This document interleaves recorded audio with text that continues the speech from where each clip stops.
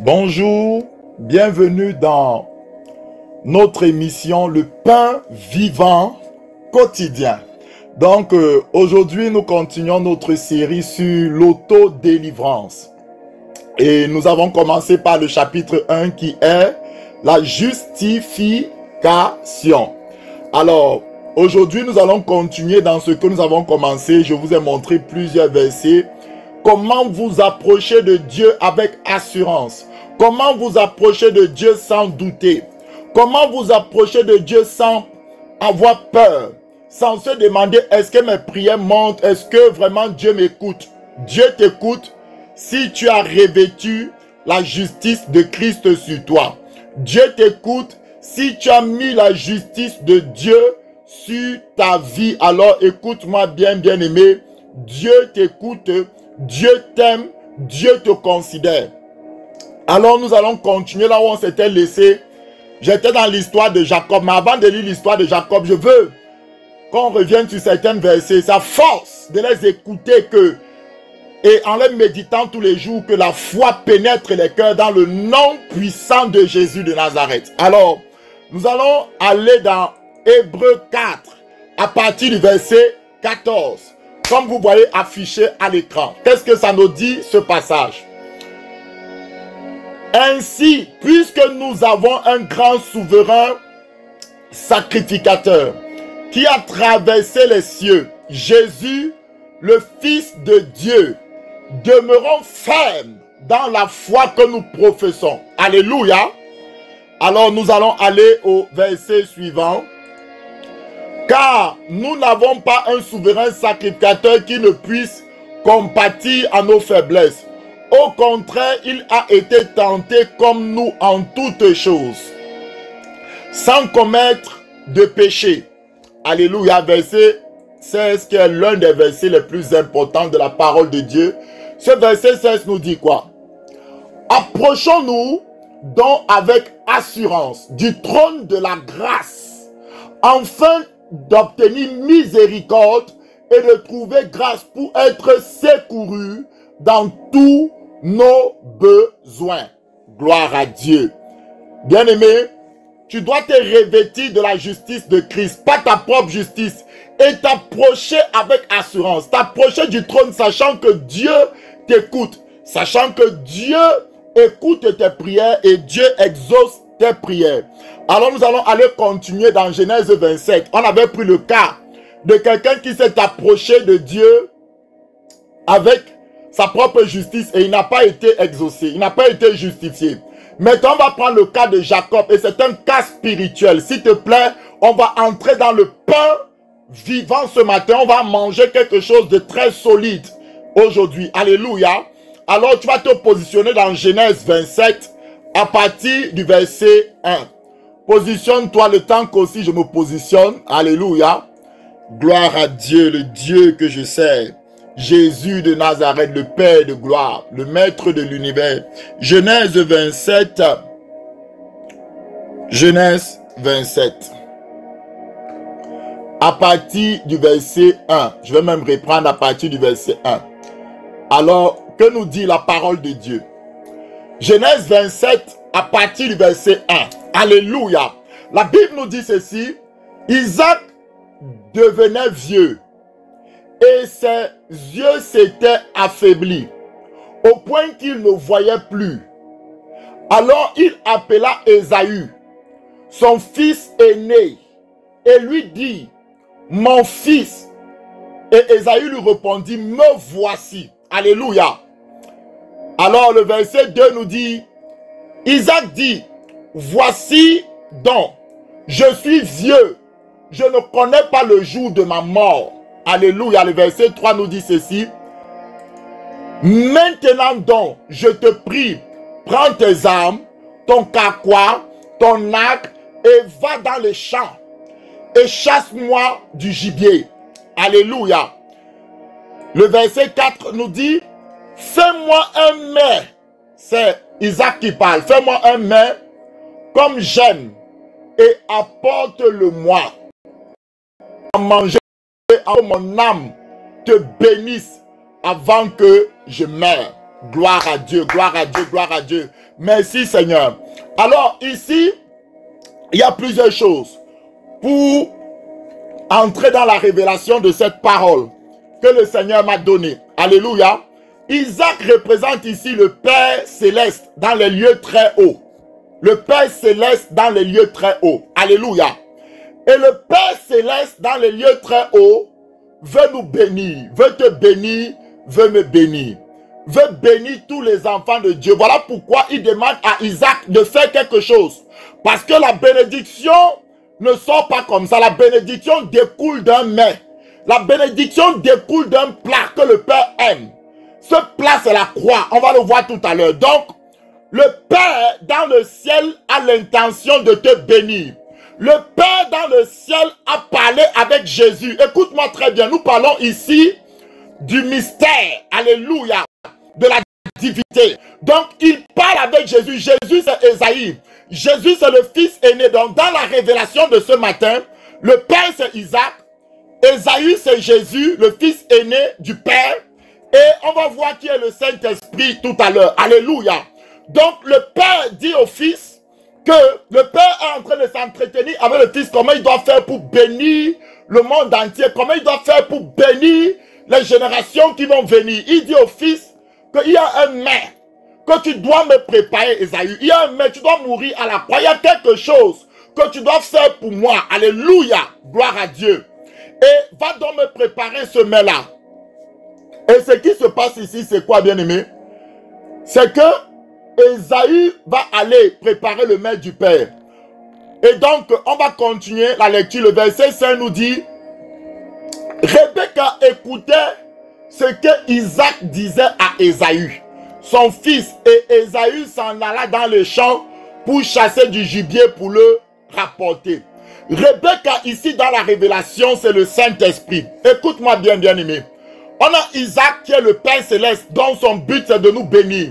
Voilà pourquoi la Bible nous dit dans Éphésiens 1 à partir du verset 3, nous sommes bénis de toutes sortes de bénédictions dans les lieux célestes. On va aller le lire. Éphésiens 1. Éphésiens chapitre 1.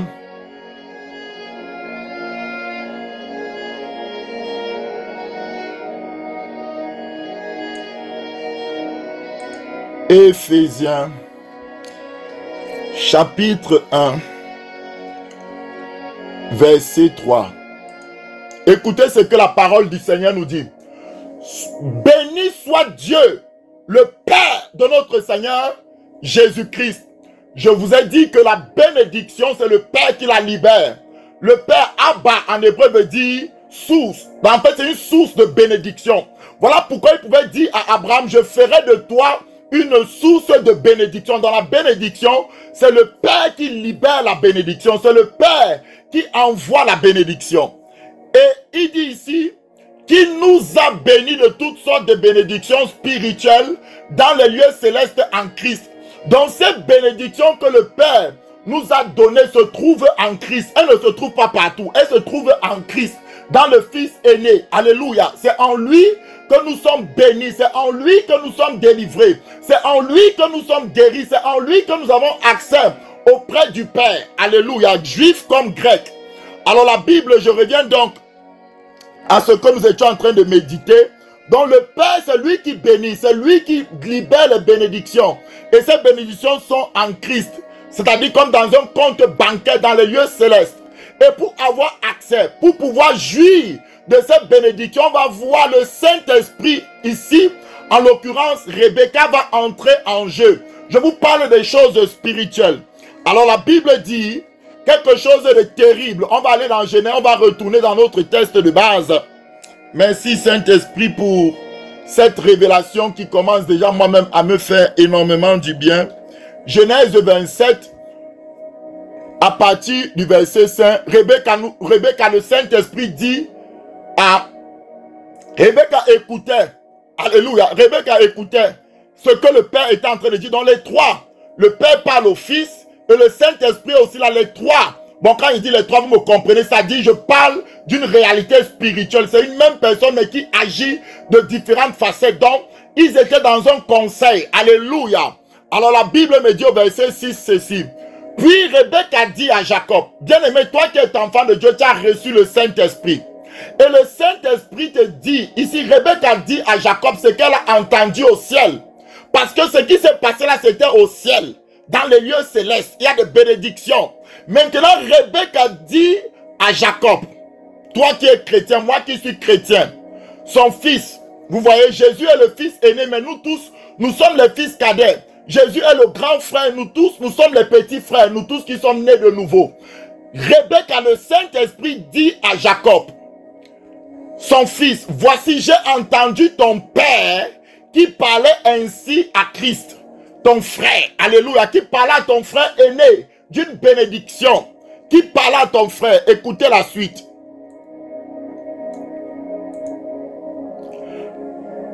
Apporte-moi du gibier et fais-moi un mets que je mangerai.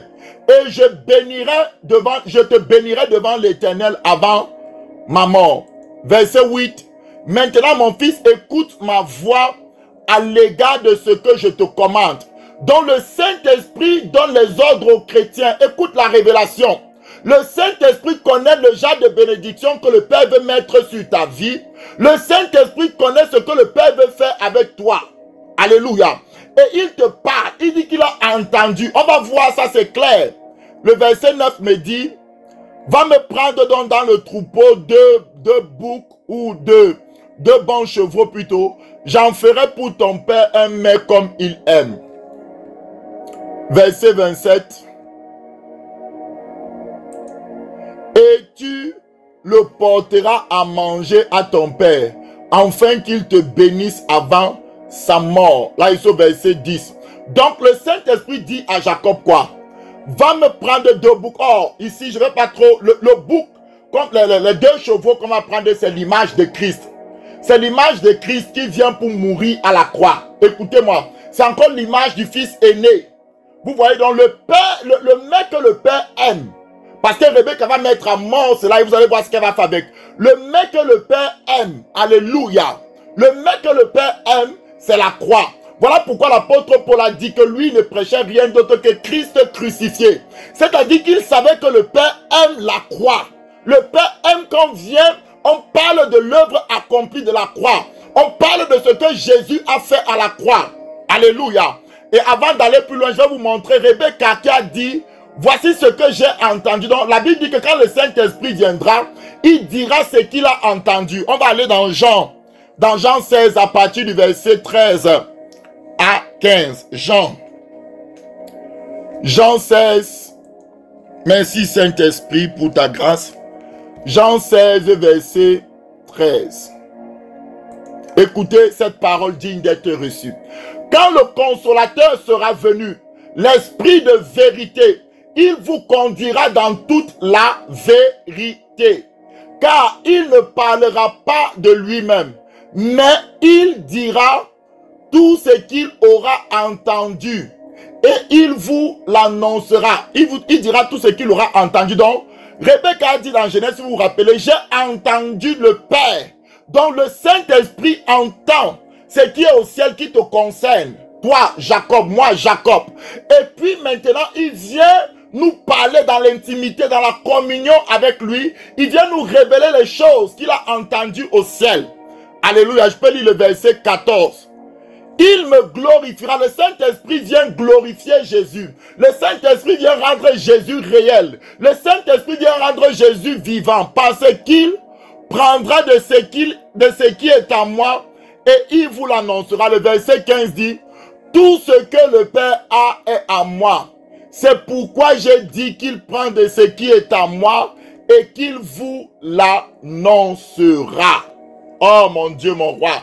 C'est merveilleux. Donc, Rebecca a pris ce que le Père, vous allez voir comment elle va prendre la bénédiction qu'il y a dans la main du Père et elle va mettre ça sur Jacob. Vous allez voir, allons dans Genèse, repartons dans les textes.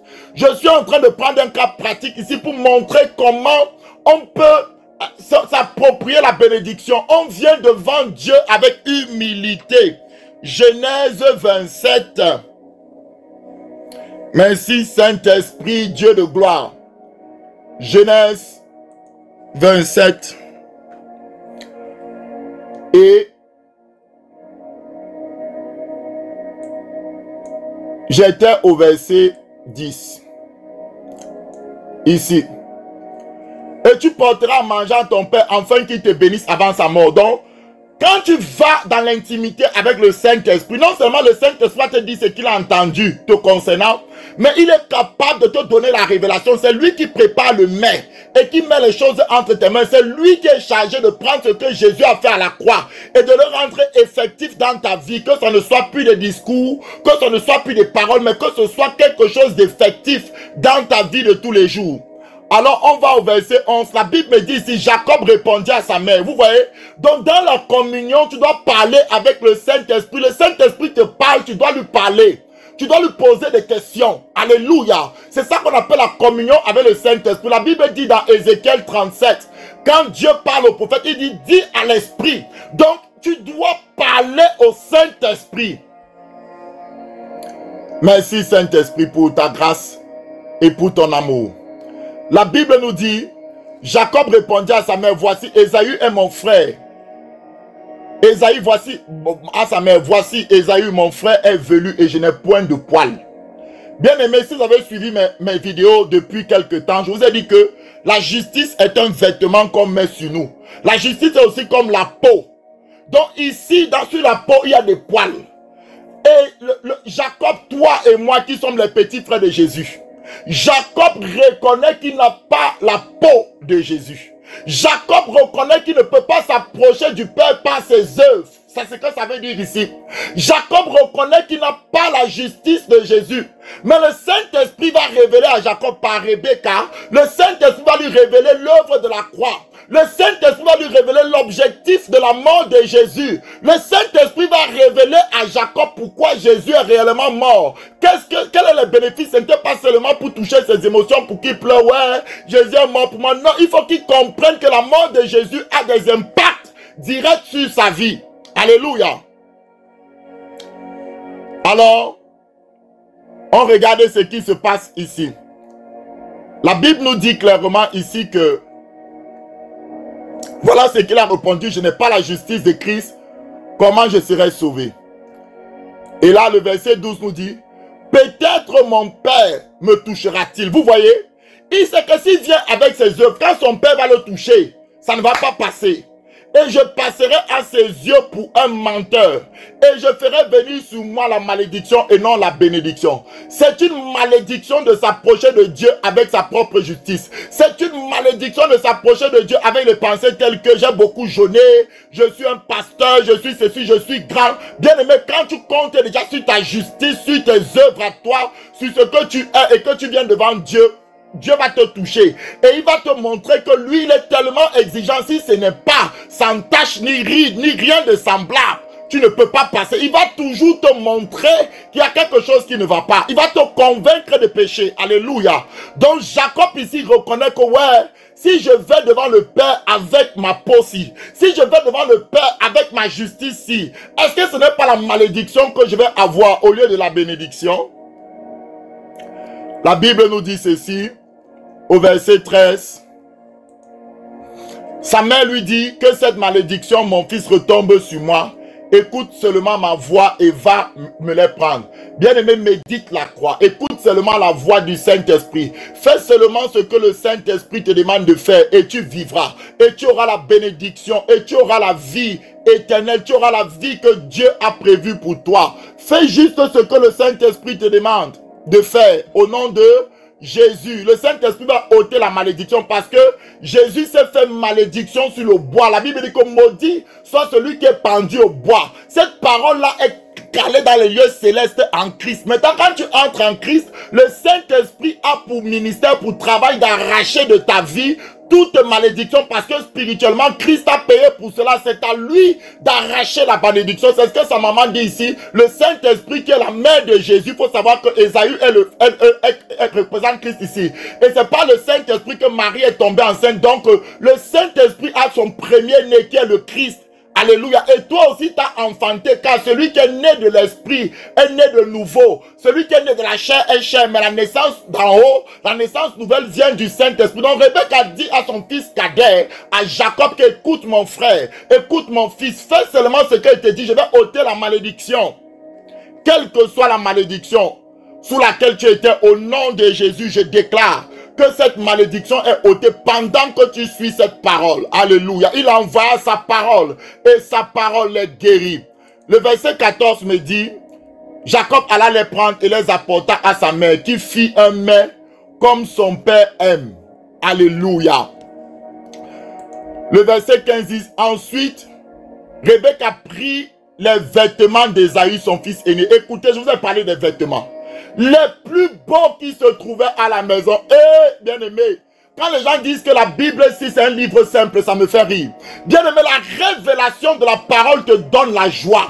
La révélation de la parole te donne la paix. Rebecca, le Saint-Esprit a pris la tunique d'une seule couture, la deuxième tunique qui avait sur le corps de Jésus. Le Saint-Esprit a pris la plus belle tunique, celle qui était cachée, celle de l'intérieur. Parce qu'il y a deux tuniques. Il y a la tunique extérieure qui représente ton corps physique, qui représente les œuvres de la chair qu'il faut briser à la croix. Mais il y a la tunique intérieure qui est le vêtement que Adam avait perdu lorsqu'il avait péché au commencement. La tunique intérieure qui est cousue d'une seule couture, celle-là doit être tirée au sort. Celle-là doit être tirée au sort. On doit savoir à qui elle doit revenir. Et elle va retomber sur la quatrième terre. Alléluia. J'ai déjà parlé de cette révélation. Donc, Rebecca ici a pris la plus belle, la plus beau vêtement, la plus belle tunique qui appartenait à Christ. Et qu'est-ce qu'elle va faire? Elle le fit mettre sur Jacob, son fils cadet. Oh, j'aime la parole, bien-aimé. J'aime la parole, bien-aimé. J'aime la parole. La suite va encore nous tuer seulement. La Bible dit, elle couvrit ses mains de la peau des chevaux. Il y a tellement de révélations, je vais m'arrêter. Et son cou qui était sans poil.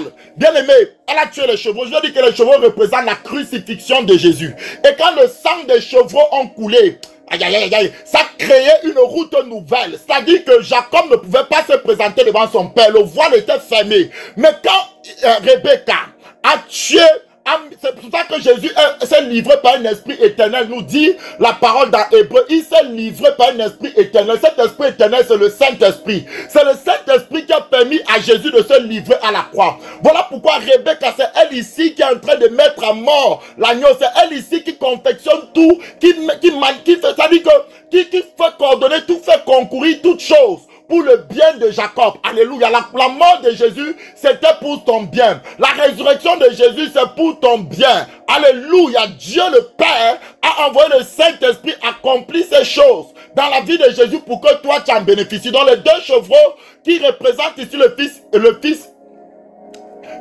aîné. Regardez ce qui se passe, bien aimé. On prend la peau de ces chevreaux-là. On va recouvrir la peau.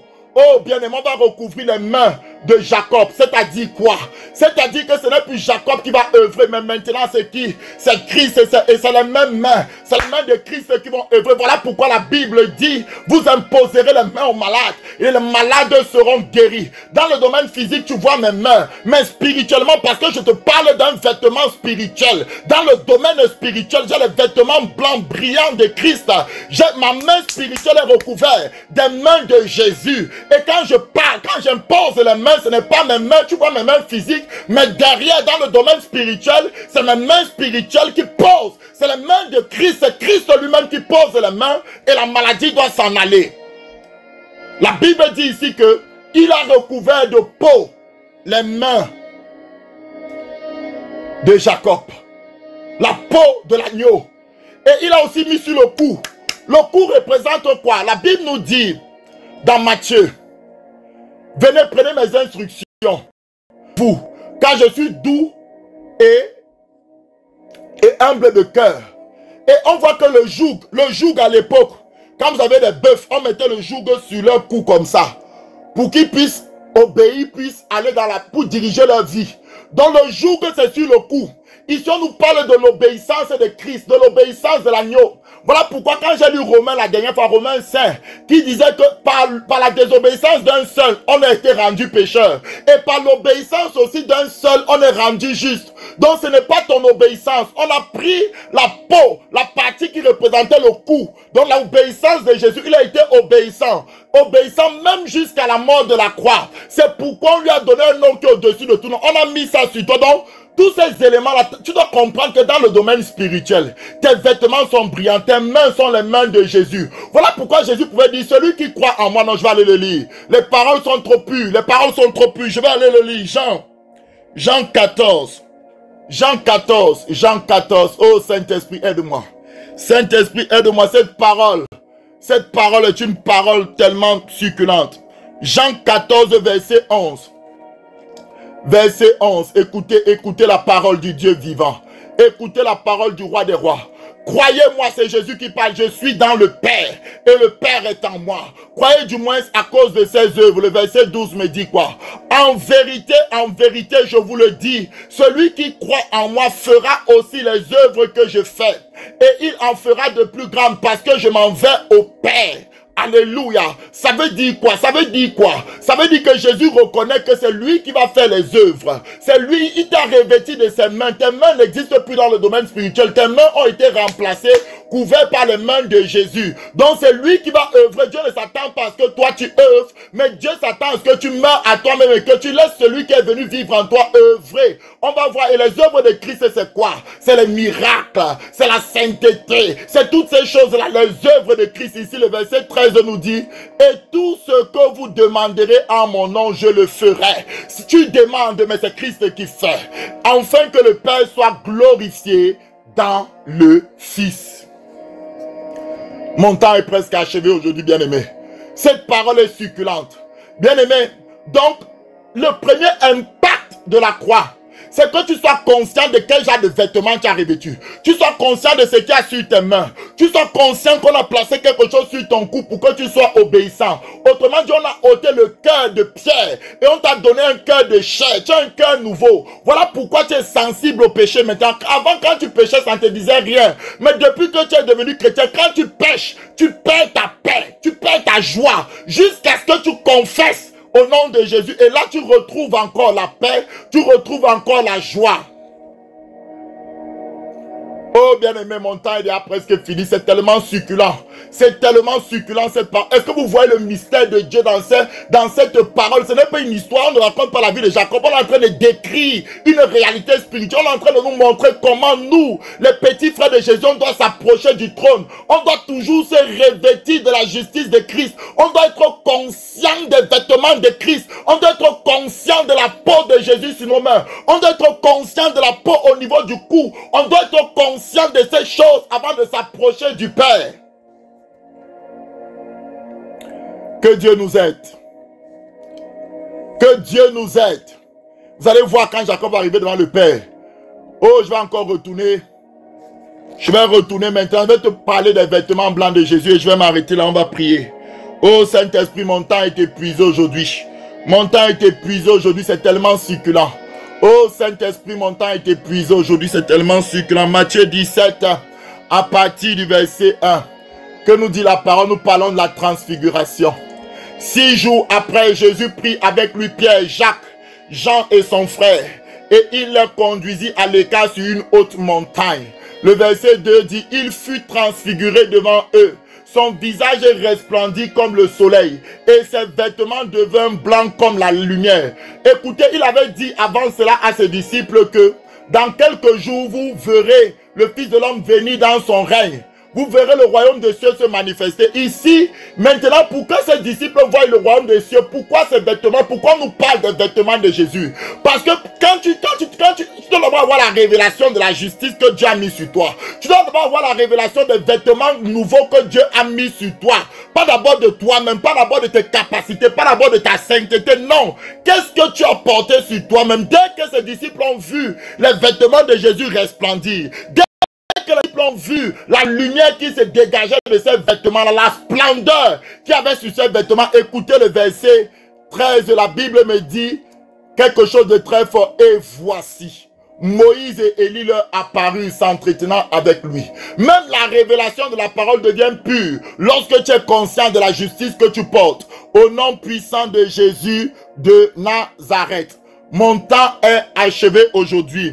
Bien aimé, je peux aller dans Marc. Dans Marc 9, pour lire encore cette partie-ci. Je vais dire à quelqu'un que tu es vêtu de cette manière-là. Il est dit encore, je vous le dis en vérité, quelques-uns de ceux qui sont ici ne mourront point, qui n'aient vu le royaume de Dieu venir avec puissance. Le verset 2 me dit, 6 jours après, Jésus prit avec lui Pierre, Jacques et Jean, et il les conduisit seuls à l'écart sur une haute montagne. Et il fut transfiguré devant eux. Mon temps est épuisé. Alléluia.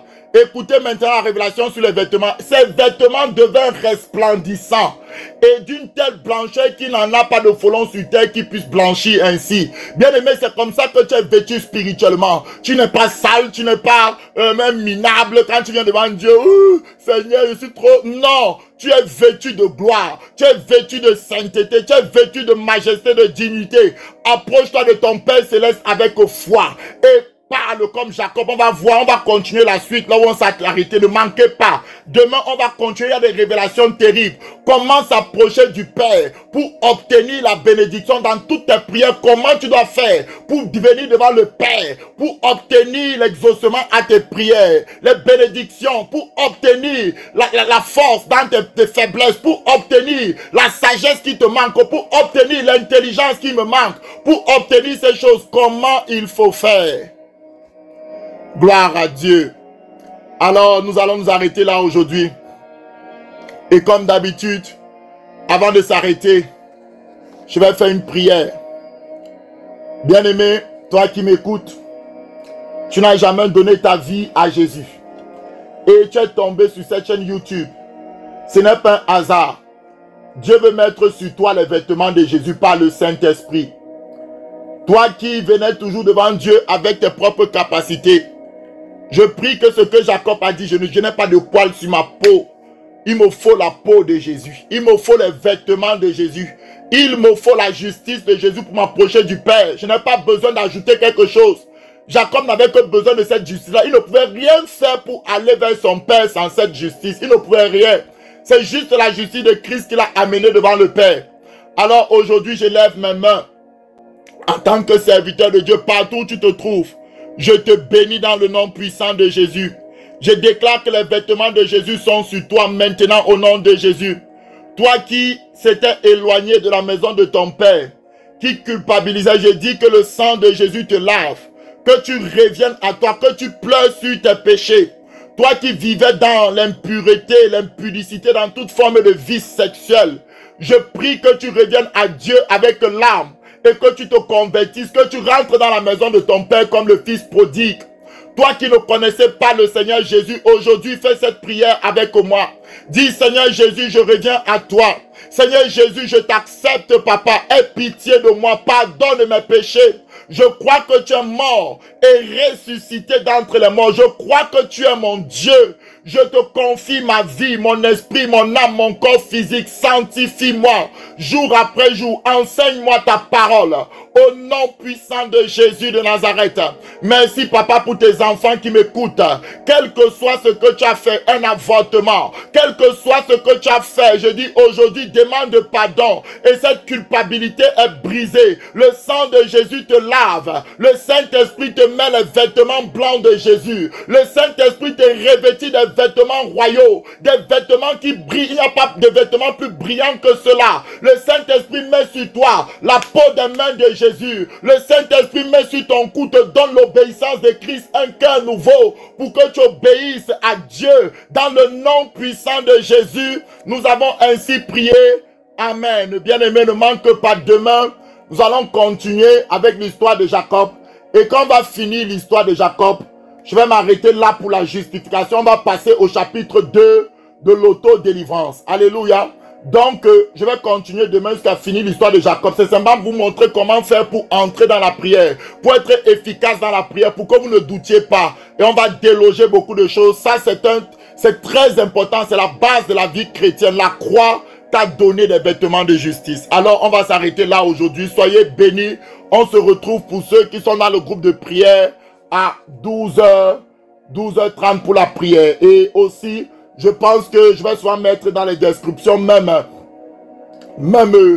l'adresse mail du pain quotidien pain vivant quotidien, pour que les personnes qui veulent que je les rajoute dans le groupe, qui me suivent sur Internet, vous puissiez mettre vous m'envoyez votre numéro, je vais vous rajouter dans le groupe de prière et vous envoyer des programmes, lorsqu'on aura des programmes sur Zoom aussi, dans le nom puissant de Jésus. Que Dieu vous bénisse, soyez abondamment bénis, persévérez dans la prière, on est ensemble, on se retrouve demain pour une nouvelle épisode. Donc, que le Seigneur vous bénisse, c'est au nom de Jésus que nous avons prié. Amen.